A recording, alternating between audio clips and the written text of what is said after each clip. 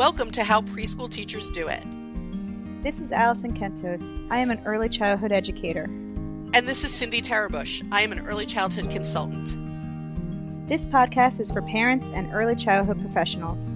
Let our experience and research-based knowledge become your guide. Welcome back, everybody. Hi, peeps. When we ended the last episode, and if you didn't listen to that or watch on YouTube, that episode about the three different types of play, I highly encourage. You should, yes. And then maybe come back to this one, and this one will be even more relevant. Not to say can't stand alone. I think it can, but it'll give you a different perspective on the topic. We today, as you know, because we put things directly in the title so we remember what we did in the future, so that we know what we talked about. It is about. She's talking to me. She's talking about me. Both of us, really. Never remember. when is it team sports time?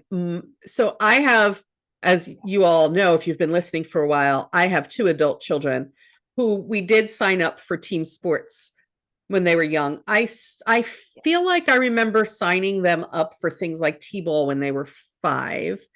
I recently came across something that they can now sign up when they're 4. I also saw something having to do with, I think it may have been soccer teams. Soccer. That you can sign them up when they're age 3 or 4. But are they treating it like a team sport, I guess, is my question at 3. Because let's just start out with this notion. Let's start out with this notion. Team sports takes a certain amount of not only physical ability, but social, emotional, and cognitive ability. Yes. And the American Academy of Pediatrics says that children should not be enrolled in team sports until over the age of 6 years old. So 6 years old, their 6th birthday going forward is when the American Academy of Pediatrics says team sports would be appropriate for several reasons. One has to do with their physical development, which we're going to talk about. Another has to do with their emotional development. And a third has to do with simply their ability to follow directions over a period of time and to act as a team, which we don't ordinarily see. We don't see teamwork, children working together on a common goal until like at least mid pre-K when they're in the block area trying to build the town together. But that's very different than a team sport, which they would be more able to do once they are over 6 years old. And that has to do with brain development. American Academy of Pediatrics says this is a brain development recommendation in addition to physical. So let's start out by talking about physical, Allison. You had pointed out something that you heard recently when we were talking about I know someone who was in high school that got injured. She plays soccer and she got injured, and her doctor told her and her mother that he has seen much more injuries at a younger age, younger being middle school and high school athletes getting injuries that they normally would not get until they are either in college or even the professional, if you get that far. And it's all because they start sports, and by sports, like organized sports, like running down the field, doing laps on a field, using their muscles in a way that their body's not ready for yet. And therefore these muscles are growing in a way that it's almost like they're growing too fast and their bodies can't keep up. So like their muscles might be grown at like an age 6 level when they are age 4, but their ligaments and bones have not. Right. And it's because they're using it too much. And then it's almost like shifts the way, I guess, their body grows and makes them more prone to injuries at a younger age, to the point that there are middle school and high school students getting surgeries for things that maybe they would not needed otherwise, or maybe would not have needed until 10 years or more down the road. The sports, youth sports too early. Yeah. Youth sports has rules. Like I know my son was a pitcher when he played baseball, and they were only allowed to pitch so many pitches per game or per week or whatever it was. And there was a lot of talk about understanding where their growth was and their growth plates and all of these physical things, especially like my son was a pitcher. So there was a lot of talk about his arm and his elbow and the growth plates and how much he was able to pitch. But there are times when children participate in more than one team, and one team isn't aware that the other team had them pitching. And there's also, say your son wants to be a pitcher, and you as a parent think, hey, he's going to be an all-star pitcher and this will get him a scholarship to college. So let's sign him up, not just for Little League, let's sign him up for multiple leagues and also private lessons and also, you know, whatever else they can get into. And now it's, even though the league has that rule of he can only pitch 5 innings a game or whatever it is, he's now pitching maybe 30 innings over a week's time because you have enrolled him in all these different things. Or maybe he pitches on Sunday, but then does a different sport like lacrosse on Monday, and it's just adding up to be too much. Right. It can add up. And that, you know, as a parent, again, as a parent who went through this with their child, it definitely can add up.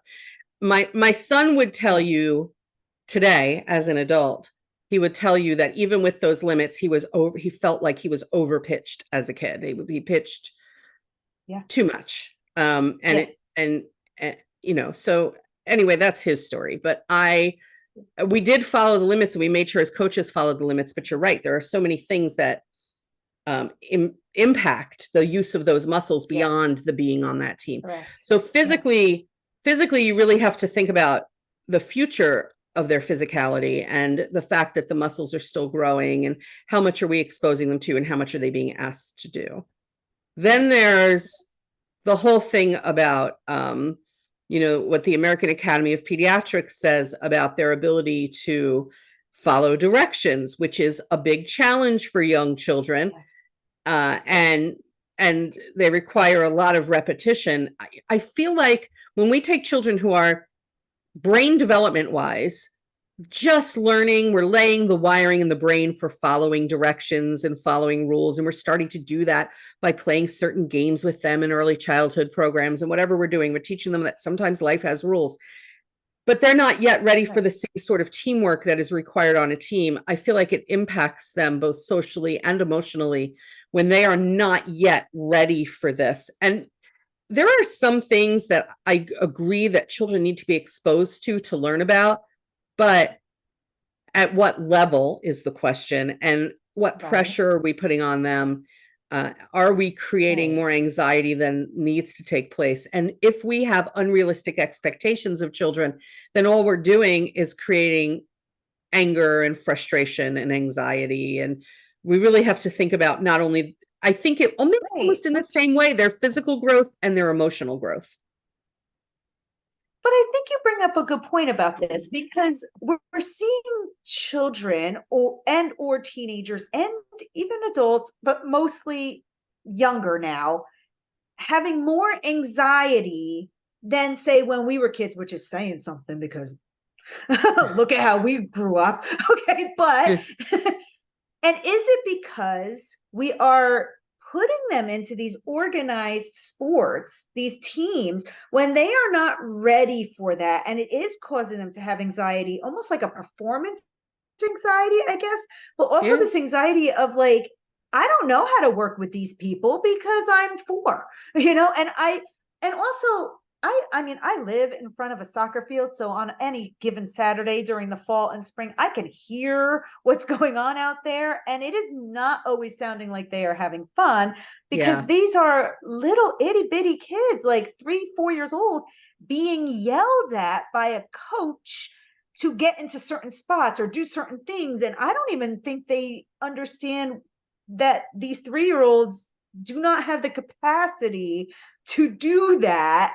But them as the coach, being just a volunteer parent, you know, they're just trying their best too, you know? So like, but like, I don't know how I would feel at age 4 being watched by that many people and having all that pressure to score a goal and be in the right spot, or like, and then be yelled at by the coach, and and he might not be doing it maliciously, but it's still yelling, it's a lot. And now we are seeing children have more anxiety issues. Is that part of it, that these sports are now getting younger and younger and younger when they are not ready for it? And it's all in like, hey, yeah, let's just go play kitty soccer. And, but there's so much more being put into that, and so much pressure being put into that. I think that I it don't think these somewhat kids are depends ready on for the that. coach. I think it somewhat depends on the coach. I've seen some Yes. really kind, good coaches who just want the kids to go out there and have a good time and do their best. And then I've seen the others, Right. and both do exist, but it's the same for the families. Yes. I've seen some families Yes. like, don't worry about it. Yeah. Don't worry about it. Just do your best. We're always proud of you. And then I've seen other families very literally say things like, run in that direction or I'll break your legs. And like, what are you saying to like, so we those have families, Cindy, are all on the same team too. Okay, so you have the parents who are like, whatever, free to be It's just do your true. thing, It's true. next to the same person that is like yelling. And so like it's a lot. It's a lot, so yeah, it's hard. It's hard, I think, for the children to navigate all of that at such a young age. But that doesn't mean that you can't expose them to sports. People are now listening going, wow. I mean, like, Correct. I want to teach my child how to play the sport. You can teach your children about sports. Right. You can There's do a that. difference. There's a difference between, I'm going to sign you up for this team and let's go and learn about how soccer is played. Let's just kick some balls around the way Yes. that they Let's teach just you. have some And fun let's have about some. it. So there's a, and I think that this harkens back to almost what we were saying last week about the 3 different types of play. There can be guided sports play, and there can be like coach and adult directed sports play or teacher directed sports play. Right. Right. So Yes. I think there's nothing wrong with taking young children and saying, let's kick a soccer ball around together. There's nothing wrong with that. There's nothing wrong with saying to young children, here's the wiffle ball set. Let's have some fun with the wiffle ball set or the badminton set, right? Yeah. There's nothing wrong with let's toss a ball around. So you can start to teach them, right? You can start to teach them the fundamentals of these sports without putting them on a team. So I think if we're talking about at home, families need to be very selective about what they decide to do with their children in sports under the age of 6. They need to decide, are we going to enroll you in a team, or are we going to take you somewhere where they teach you about the skills for this sport, which is different. Right. Just like a little introduction, a little glimpse into what these sports are about. Soccer is about kicking a ball and not using your hands, and lacrosse is this, and whatever it is, without being on this team of 10 other kids and traveling around all these fields. And like it's still kind of, there's lots of programs out there that are doing just that, and it's just a nice little way. Kids are still active, they're still being physical, but not with all this team mentality put on top of it, or these rules put on top of it, or you need to be in this position in this spot at any given time. Like that's it's just, hey, let's get a ball and a bat and hit a ball, and just for fun, like let's just go have fun. You're still giving them the activity. Yeah, let's just go have fun. Yep. Yeah. I can distinctly remember my husband outside just tossing a ball, doing the whole wiffle ball thing, right? Doing all that sort of thing. And I don't know, I'm surprised when I see the ages at which they're saying, come be part of a team. And if you're thinking about, if you're thinking about an early childhood program, take them outside, give them a ball, let them kick it, let them throw it, let them do all these things in your playground. Let them do their thing. But that's different than dividing the children up and say, you're going to be on this team, you're going to be on this team, and these 2 teams are going to compete. Right. Yes. Because I also think, like, I don't know why these sports are getting younger and younger and younger, but when you take 3-year-olds, okay, and I teach 3-year-olds on a daily basis. And I cannot imagine sitting there saying, hi, you three are on offense for soccer and you get to kick the ball all the way down the field and score a goal. And you three, sorry, you're on defense and you don't get to do that, you know? And I think that in itself would be like, what do you mean I don't get to kick the ball? I'm going to kick this ball. You know, like you get one kid hogging the ball, another child's picking daisies, and a third child just ran the field, doesn't know why, at 3 years old. Yeah, doesn't know. And I just can't imagine like getting 3-year-olds to be like that organized in that way, and them not having these emotions about like, how come I don't get to kick the ball? How come it's not my turn? How come nobody passed it to me? Or like whatever it might be, or like my team lost and I don't know what that means, you know, like that kind of thing too. And like why not just get them together and go practice kicking, but not in like a competitive environment, like just like a cooperative environment rather, you know, like why does it always have to go to the competition aspect of it all too? Like when they're not ready for that, I don't think. Competition, playing competitive sports has value over the age of 6. Under that, it should just be about skill building, I think. And that's what the American Academy of Pediatrics thinks too. So there you go. You know, you made a valid point before that I was going to the point that you made about why are these sports enrolling younger and younger for teams is something that I think the society needs to, right? The society needs to look at that. We in North America, we're coming to you from the United States, from North America. We are a very, very independent culture where we will believe in independent achievement. And we believe a lot in that independent achievement and awards and trophies and all that sort of thing. I think that children, the ages that you can enroll children in are getting younger and younger because people think, oh, that's going to lead to more accolades because that's what we value in our society. But the truth is it can lead to a lot of things. And we want to be very protective over the children's development in all different areas. It's okay to expose them to the skills and not put them on a team until they're at the age where they can emotionally and socially handle that. Yeah, I think you're right about that. They want these accolades, or like, I think some parents have this, like, they're going to get an NFL scholarship or, you know, like a college scholarship but we got to start them at age 3 for them to do that. And that's not true either. You know, like and like, if you really have that in mind, when you sign your son and daughter up for football or whatever it is that you're signing them up for, that's too much pressure you're putting on them. Because then what if they don't want to do that? What if they don't succeed in that? What if they don't want to play football and they want to play something else instead? Like, just let them be them, you know, let them choose the sports that they want to at an appropriate age, you know, and children who have a talent pressure on them for things. Children who have a talent will still have that talent when they're 6 years old.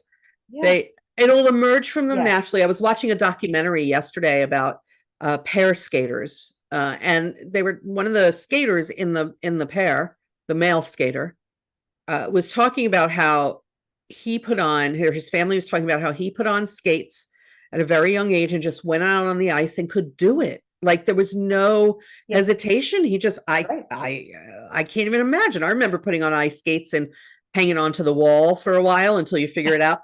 This child put on skates and was able to just whoop right out into the middle of the rink and turn around and it was a natural ability of this child. It's a natural thing. Yeah. Some children have natural ability, athletic ability. I don't know. They're lowering these ages against the advice of experts. I don't know. I feel like I think it might also be like you hear these stories of like what you're talking about with this pair skater, or you talk about like an athlete like Tiger Woods who was golfing at the age of 3, but he was golfing at the age of 3 because he enjoyed it and he picked up a golf club and he was naturally good at it and his parents encouraged him. But I think that's a natural way to go about it. And I think parents parents hear that story of like, oh, see, he's famous for that, so we got to start Yeah. you at age 3 doing this. And it's like, no, it'll naturally come. He could also, your son or daughter could also pick up a pair of cleats and play soccer at the age of 16 and still also become famous if that's what they choose to do, if they work hard at it at that age. And you don't have to start from birth to get there. You know, a lot of these athletes have not started at birth to get where they're at, you know, so, and also like, maybe that shouldn't be your goal. Your goal should be, I want my child to enjoy their childhood. And if part of that childhood is they want to play soccer and they enjoy that, then let them do it. Instead of making it be about like, oh, you'll get a scholarship, oh, you'll get a trophy, oh, you'll get an award. It should be about like, oh, but were you happy playing soccer today? Awesome. You know what I mean? And then it will all come together, however it's meant to come together for your child. I remember when my son was hyper focused on baseball to the point at which in high school his grades were slipping, and I went to him and said, listen, pal, you need a career. You're not going to, there's very few people that become wealthy and famous based on sports, and you need a career. So we're done here for a while with this sport. You are done because you need to be focusing on your schoolwork. And I made him leave the sport for a while, and he still talks about that. But today, as an adult, it was mad. He was so mad. It was like I was punishing him and his father at the same time.